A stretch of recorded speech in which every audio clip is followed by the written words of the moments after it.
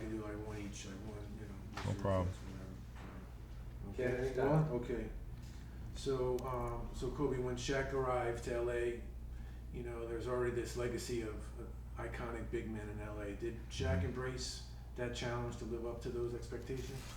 I certainly think he did. I mean, he was keenly aware of history and the legacy of this franchise. And he knew about all the great big men that have come before him. So he was looking forward to being next in line. Do you think he earned a spot in the pantheon of those guys? No, I think it's up for discussion. I mean, he absolutely has.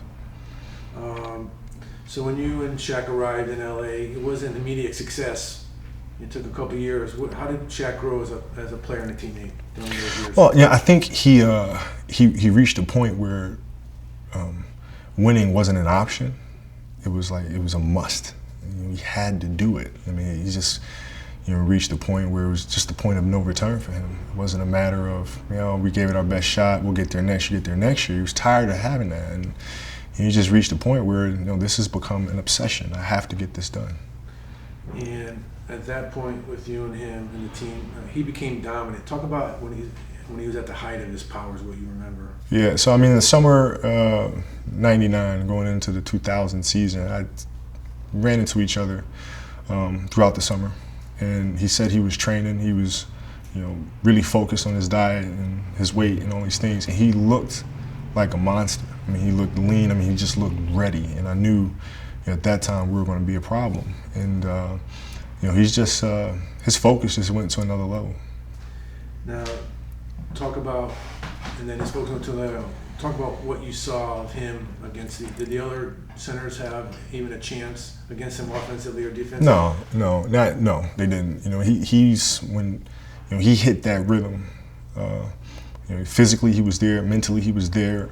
There was nothing they could do about it. I mean, I've watched him put centers to shame with the way he dominated them, and he played with such a viciousness. He played with a mean streak. He's this funny, jovial guy, but in between those lines, I mean, he's not playing around. Now, he was great in the regular season, but he always seemed to raise his level during the playoffs and also the finals. What did you see in terms of him rising to the challenge? Well, I mean, he loved those moments. He loved those situations. He never shied away from those situations. He always met challenges head on, particularly if it was a player, if he was matching up with David Robinson or Dikembe Mutombo or some of these other players. He took it as a real personal challenge to establish his dominance. What sticks out in your mind when you Shaq and you, an iconic player, an iconic moment? What sticks out in your mind? Well, I think it's the conversations that many people don't get a chance to see. I mean, on the court, you see some of the moments that we've had, the Game 7 lob and those things, but what people don't understand or see were the conversations that we'd have on the bus or in shoot-around, where we'd have conversations on how we're going to take this team apart, and the viciousness and the competitiveness that we both had and how we watched game film and how we were going to dissect teams. Those conversations are the things that I think about the most.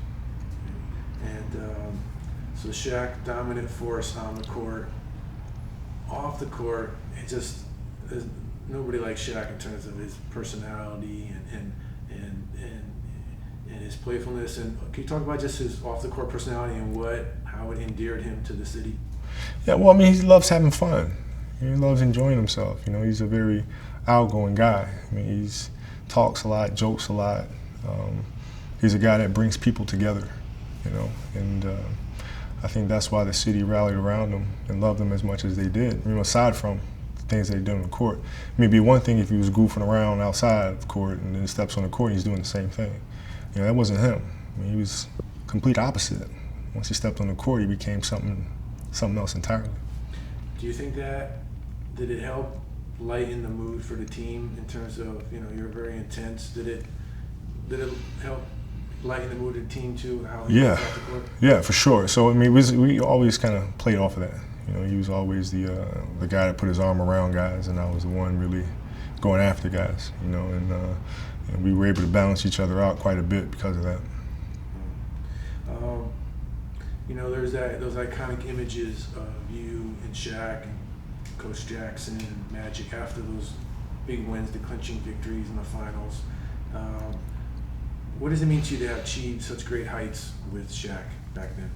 Well, it means that we're part of the Laker legacy. You know, the Laker legacy has always been, you know, great guard play and great big man. And so, you know, growing up and being a Laker fan, watching Magic and Kareem go through it, and you know, now here we are, you know, and celebrating this with Magic and Kareem being around the team. You know, it was a beautiful moment. We talked about the legacy of the guard play and of the big man play with Shaq. Can you talk just iterate a little bit more, describe a little bit more about Shaq's legacy to what he did for the Lakers franchise and what he did for the NBA? Well, I mean, at the time, the Lakers, as a franchise, we were kind of mid-pack, right? We're considered a young team that had a lot of talent but couldn't really get over the hump. Now Shaq comes here and now puts the team front and center. You know, it's a marquee franchise again in the league. And so he put LA back on the map. And now it's just a matter of winning championships. But he brought that belief to us. He brought that belief back to Los Angeles that we're playing for titles and nothing else. And his legacy to the league? One of the best players of all time. And the last true big man. You know, there hasn't been a true big man since Shaq. And he's the last one. Sorry. Can I ask you that question one more time if you can put the question in the answer? Oh, sure. So what's Shaq's legacy to the league? Well, I think Shaq's legacy to the league is that he's the last of the true big men. You know, he's a guy that he was big, he was a force, and he wasn't ashamed or afraid to throw that around and to be who he is. And it's very rare to see a big man accept that nowadays and to dominate with his natural strengths. So when Larry Bird retired and Magic Johnson showed up at his retirement ceremony and Magic said there'll never be another Larry Bird, do you think there'll ever be another, same thing if you put the question in the answer, do you think there'll ever be another Shaquille O'Neal coming into the NBA? Do I think there'll ever be another Shaquille O'Neal? I'm going to step out on a limb and say no. You know, it's hard to find a player with that size that has that much mobility, athletic ability, coordination, and then the personality to go on top of it, and then the will to want to dominate. And I don't think you're going to see that package ever again. All right, going to the other end of the spectrum in terms of size-wise, Allen Iverson. You guys came into the league together. Were you surprised how dominant that Allen Iverson could be at that size? I can't say I was surprised. I mean, I had watched him in high school, and I watched him at Georgetown quite a bit, and so I knew what he was capable of doing. I mean, at the end of his first year, he had that unbelievable stretch there at the end of 40-point games where I think he figured out that scoring was really what he could do best. And once Larry Brown came in and then put the system around him, and then it was just a matter of him just going out there and going to work. And I mean, he was a force at both ends of the floor, though. Yeah, that's something that not too many people really think about. I mean, the ball was always in jeopardy when he was around. You know, he was an unbelievable thief. And, you know, you really had to pay attention to him, not just on offense, but when he was on defense as well. Can you talk about his skill level, what more his skills and what, okay. How incredibly skillful was he at playing the game? Well, I mean, if we look at his game, you know, you're talking about he could shoot the long ball, right? He could shoot it off the move, and shoot it off the catch, off the dribble. He had a great mid-range game. He could go left and shoot, he could go right and shoot. He had floaters and runners, right? So his game was extremely versatile. And I think as a league, we're really just fortunate that he wasn't 6'6", you know, in that kind of speed and package. But skill-wise, he could do anything. And his crossover? Well, I mean, the killer crossover, right? I mean, he kind of brought that to the attention of mainstream basketball, right? Because the crossover had been around, but nobody had really seen it used at this elite level. And once he came in the league and started mixing a bunch of players up with that thing, it quickly caught on. And what was it like trying to guard him? And what was it like seeing your teammates trying to guard him? Well, I had to study AI for about a good 2 years to try to figure out how to guard him. And it was really, really difficult to try to figure that out because of the way that he played and how many, you know, the myriad of skills that he had. but I mean, he's torched me quite a few times, and my teammates as well. So you can do the best you can, but when a player like that gets in rhythm, it becomes extremely difficult to try to cool him off. And can you talk about his toughness a little bit and how he did, did you respect him for that and how he brought it every night? Well, I think from a toughness perspective, he was a bit of a throwback, because no matter what his injury was or how small he might have been, his competitiveness was always at a high level. He always kept attacking, he always kept coming at you. And he played through so many different injuries I don't think people even understand or know about. So he's a throwback. Tough memory for you, but it eventually worked out with that Game 1, 2001 finals. I'm still pissed about that Game 1 finals. I am. We should have went undefeated in that entire playoff run, and that little dude messed it up. How did he mess it up? Well, he had 48 points. That's a pretty good way to spoil any Game 1 in the finals, And so, yeah, I'm still sour about that. And how about his legacy as an NBA player, what he meant to the league and him at his size? Well, I think he gave guys at his size the ability to dream and think this is possible.